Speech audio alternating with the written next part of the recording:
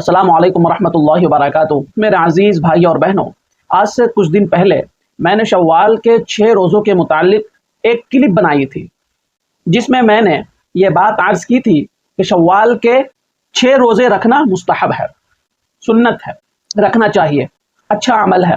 اور ان روزوں کو کس طرح رکھنا چاہیے، مسلسل رکھنا ہے یا پھر الگ الگ دنوں میں رکھنا ہے، کب رکھنا ہے، کیسے رکھنا ہے، ان تمام باتوں کو میں نے اس کلپ میں بتایا تھا۔ اس کلپ کے بعد ماشاءاللہ بہت سارے بھائی اور بہنوں کی طرف سے سوالات موصول ہوئے۔ خاص طور پر ایک سوال بار بار کیا گیا، کمنٹس کے ذریعہ بھی، بعض حضرات نے ڈی ایم کے ذریعہ بھی میسج کیا، پوچھا، بعض نے میل کے ذریعہ پوچھا کہ امام ابو حنیفہ رحمۃ اللہ علیہ کے نزدیک شوال کے 6 روزے رکھنا مکروہ ہے۔ یہ سوالات سب نے کیا۔ پھر آپ نے اسے مستحب کیوں کہا، سنت کیوں کہا، رکھنے کو کیوں کہا؟ مزید کچھ حضرات نے یہ بھی عرض کیا کہ اس کی وضاحت کی جائے، اس مسئلے کی صحیح حقیقت کیا ہے۔ تو میں نے یہ محسوس کیا کہ یہ ایک اہم اور علمی نوعیت کا سوال ہے اور اس پر باقاعدہ وضاحت ہونی چاہیے تاکہ کسی کے ذہن میں کوئی اشکال یا خلجان باقی نہ رہے۔ لہذا آج ہم اسی مسئلے کو سمجھنے کی کوشش کریں گے کہ شوال کے 6 روزوں کی حقیقت کیا ہے، امام ابو حنیفہ علیہ الرحمہ کا موقف کیا ہے، اور فقہ حنفی میں اس بارے میں صحیح اور مفتبھی قول کیا ہے۔ ان تمام چیزوں کو ہم اس کلپ میں جاننے کی اور سمجھنے کی کوشش کریں گے۔ سب سے پہلے ہم اصل بنیاد کو دیکھتے ہیں، اور وہ ہے اللہ کے نبی کی حدیث۔ آپ علیہ الصلاۃ والسلام نے ارشاد فرمایا، جس نے رمضان کے روزے رکھے پھر اس کے بعد شوال کے 6 روزے رکھے، گویا کہ اس نے پورے سال روزہ رکھا۔ یہ حدیث بالکل واضح ہے اور اس میں کسی قسم کا شبہ نہیں ہے کہ شوال کے 6 روزے رکھنا باعث اجر و ثواب ہے۔ اسی وجہ سے جمہور علماء نے ان روزوں کو مستحب قرار دیا ہے۔ اب یہاں ایک سوال پیدا ہوتا ہے کہ پھر امام ابو حنیفہ علیہ الرحمہ نے اس کو مکروہ کیوں فرمایا، کیوں مکروہ کہا؟ تو اس کا جواب سمجھنے کے لیے ایک اہم نقطہ ذہن میں رکھنے کی ضرورت ہے۔ امام صاحب رحمۃ اللہ علیہ نے جو کراہیت کا قول فرمایا ہے وہ دراصل ان روزوں کی اصل کے خلاف نہیں تھا، بلکہ ایک اندیشے اور خدشے کی بنیاد پر تھا۔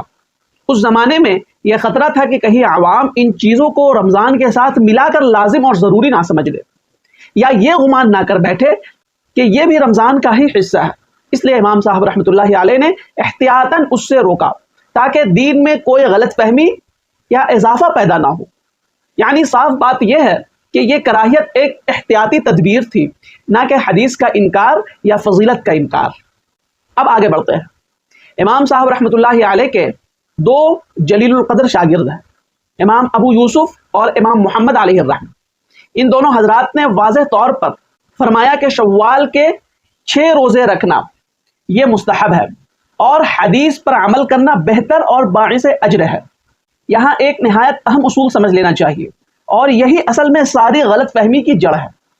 فقہ حنفی کا طریقہ یہ نہیں ہے کہ ہر مسئلے میں صرف امام صاحب رحمۃ اللہ علیہ کے قول پر ہی فتویٰ دیا جائے، بلکہ فقہ حنفی ایک مکمل اور منظم علمی نظام ہے جس میں دلیل کو دیکھا جاتا ہے۔ اسی لیے بعض مسائل میں فتویٰ امام صاحب رحمۃ اللہ علیہ کے قول پر ہوتا ہے، بعض میں صاحبین کے قول پہ، بعض میں امام ظفر علیہ الرحمہ کے قول پہ، اور بعض صورتوں میں اگر کسی دوسرے امام کا قول دلیل کے اعتبار سے زیادہ قوی ہو تو اسے بھی اختیار کیا جاتا ہے۔ اس سے یہ بات بالکل واضح ہو جاتی ہے کہ فقہ حنفی جمود پر نہیں بلکہ دلیل پر قائم ہے۔ اب خاص اس مسئلہ کی بات کریں تو فقہائے احناف نے صاف لکھا ہے کہ شوال کے 6 روزے رکھنے میں کوئی حرج نہیں ہے، بلکہ اسی پر فتویٰ دیا جاتا ہے۔ اس کا مطلب یہ ہے کہ عملی طور پر فقہ حنفی میں یہی بات اختیار کی گئی ہے کہ یہ روزہ مستحب ہے۔ اب ایک اور بڑی غلط فہمی کو دور کر لیتے ہیں۔ بعض لوگ یہ کہتے ہیں کہ جب امام ابو حنیفہ علیہ الرحمہ نے مکروہ کہا ہے تو یہ روزے نہیں رکھنے چاہیے، لیکن یہ بات بالکل تحقیق کے بغیر کہی جاتی ہے، کیونکہ امام صاحب رحمۃ اللہ علیہ کی کراہیت ایک خاص زمانے اور خاص اندیشے کی وجہ سے تھی، اور آج وہ اندیشہ باقی نہیں رہا۔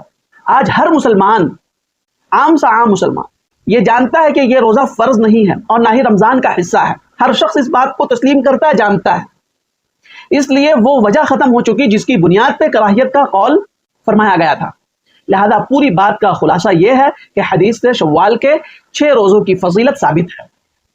امام ابو حنیفہ علیہ الرحمہ نے غلط فہمی کے خوف سے کراہیت فرمائی، صاحبین نے اسے مستحب قرار دیا، اور فقہ حنفی میں فتویٰ بھی صاحبین کے قول پر ہے۔ چنانچہ اگر کوئی شخص اخلاص کے ساتھ ثواب کی نیت سے اور بغیر کسی غلط عقیدے کے یہ روزہ رکھتا ہے تو یہ عمل بالکل درست ہے اور باعث اجر ہے اور سنت پر عمل ہے۔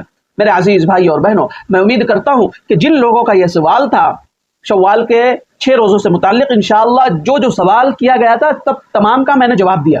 میں امید کرتا ہوں کہ آپ کو میری بات اچھی طرح سمجھ میں آ گئی ہوگی۔ اس کلپ کو جہاں تک ہو سکے دوستوں میں، رشتہ داروں میں، گروپس میں، سوشل میڈیا کے تمام پلیٹ فارم پہ شیئر کیجیے صدقہ جاریہ کی نیت سے۔ السلام علیکم ورحمۃ اللہ وبرکاتہ۔ مفتی و قاضی محمد جمشید پور کے آفیشیل یوٹیوب چینل کو سبسکرائب کریں، جہاں آپ کو ملے گا قرآن و سنت کی روشنی میں شرعی مسائل کا حل، ایمان افروز بیانات، اسلامی تاریخ کے سنہری ابواب، معاشرتی و دینی رہنمائی اور بہت کچھ سیکھنے اور سمجھنے کو ایک خالص علمی اور روحانی ماحول میں۔ سبسکرائب کریں، بیل آئیکن دبائیں اور دین کی روشنی سے اپنے دل و دماغ کو منور کریں۔ جزاکم اللہ خیرا و کثیرا۔